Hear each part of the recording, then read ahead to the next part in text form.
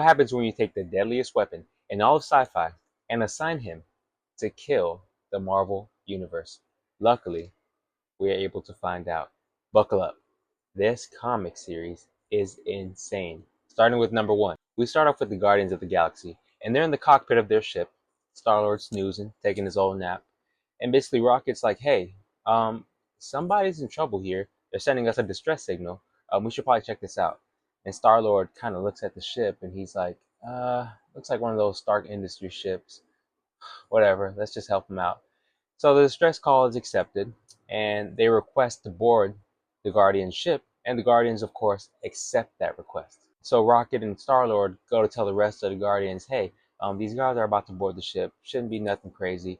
We're just gonna check them out." And Drax is like, "Are you sure? Because I really want to kill somebody right now." And they're like, "Yeah, you shouldn't be too concerned. We're just gonna be in and out with these guys." So as they're going to check out this crew that's boarding the ship, Star-Lord gets 3 laser dots right on his chest, as if somebody's aiming a weapon at him. And Rocket's like, "What the heck?" Now listen, Star-Lord's death is a very gruesome death.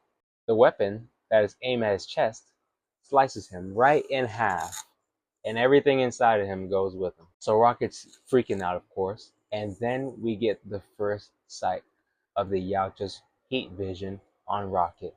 We see Rocket looking at Peter Quill, and of course, Quill's heat signature is decreasing, while Rocket's is still vibrant because he's still alive and well. And of course, they imply that Rocket is taken care of, if you know what I mean. So as Drax is doing his hype stuff, he's ready to kill something. He's like, "Yes, this is what I've been waiting for."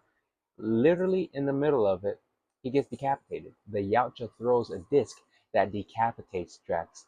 And then, right after that, Gamora and Groot also face their death against the Yautja in the same fashion, except for the decapitation.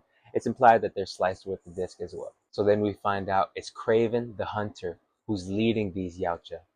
And he's like, "I told you these guys were idiots. They would let us ride on." And he was right. And unfortunately, it meant their demise. Now we end up in Virginia, where we meet Dr. Cornelius, and he's confronted by General Charlotte Pett.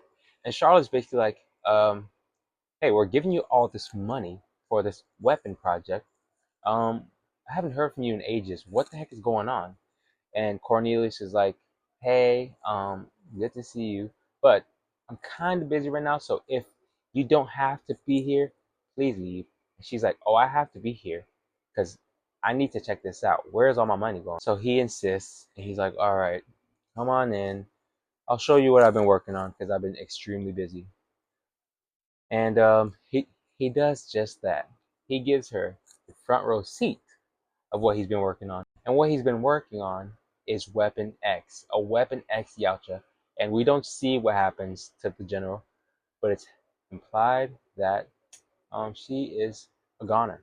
After that, we end up on the dark side of the moon in outer space, and we see the Predator King for the first time. And of course, the base is full of Yautjas, and the Predator King is sitting on his throne, and Kraven approaches the throne. Kraven the Hunter is accepted by these people because he killed one of the deadliest, most skilled predators. So he has respect among the Yautjas. The Predator King is telling Kraven his plan to take over the Earth because it's extremely inhabitable, and basically they just want to live there, and they know that they're gonna meet some obstacles along the way. Obviously, those obstacles are the heroes that defend the Earth. And in that conversation, I guess Craven gets a little bit ahead of himself, or disrespectful, I guess is another good word to use, because we see the Predator King's son. They call this Yautja Graveyard. And we get a look of the sickest suit of vibranium that you will ever see. This Yautja is dripped out in this vibranium, and it looks awesome. But basically, he's like, "Hey, don't talk to my dad like that, or we're gonna have some problems." Okay, Craven's like, "All right." And then we get, in my opinion, the best graphic in all of the comic book. Craven pulls up this hologram of everybody that they're gonna kill, and it is the entire Marvel universe. We have heroes, we have villains, we have gods, we have anti-heroes, we have everybody. And Craven's like, "Yeah, these guys are who we have to worry about." And it is a sick shot. And Craven says, "One request. The trophy belongs to me." And his request is granted. Now we end up right across the street. And who do we see? The Fantastic Four. They're on the moon watching over the Earth. And Reed Richards is like, "Hey, um, I have a really bad feeling that something terrible is about to happen." And Sue's like, "You always have that feeling. You need to settle down and enjoy your coffee," because they're all sipping on some coffee watching over the Earth. And he's like, "I guess you're right. I'll try to enjoy my coffee. It's a little cold right now, though." So the Human Torch warms up his coffee with his finger, and they're all joking around. Ew, that's gross. And the Thing hasn't touched his coffee. What's going on with the Thing? He needs a little more sugar to enjoy his coffee, because by now he would have killed the coffee. So Reed Richards, being the awesome gentleman he is, he reaches all the way into the kitchen, all the way. And what happens then? As he grabs the sugar, his arm is demolished. I mean, sliced clean off. And he was right. He was right. He had a bad feeling that something bad was about to happen, and he was right. Obviously, it's Craven leading a couple of Yautjas in their attempt to defeat the Fantastic Four. And Craven tells these Yautjas their biggest strength is the fact that they're a family. They work very well together, so we have to separate them. And that's what they do. They separate the Fantastic Four, and they make pretty easy work of them. The Human Torch is decapitated. Now the Thing, they think he is a little bit too much to worry about right now because he's basically indestructible. So what do? They just flame him out of the picture. Now Sue is still alive so far, and she's tending to Reed.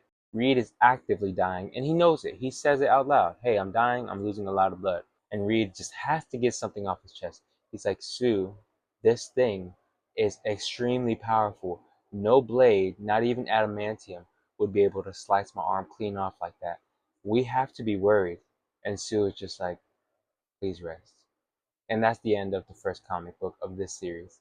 Up next, we have the Avengers and the X-Men attempting to stop the Yautja from taking over the Earth, which, of course, the comic is called Predator Kills the Marvel Universe. Um, Not really a spoiler. We know it's going to happen, but it's going to be so awesome to see how exactly that happens. If you enjoy content like this, I would really appreciate if you like and subscribe. I'm a huge fan of all things sci-fi. But for now, I will see you guys in the next one.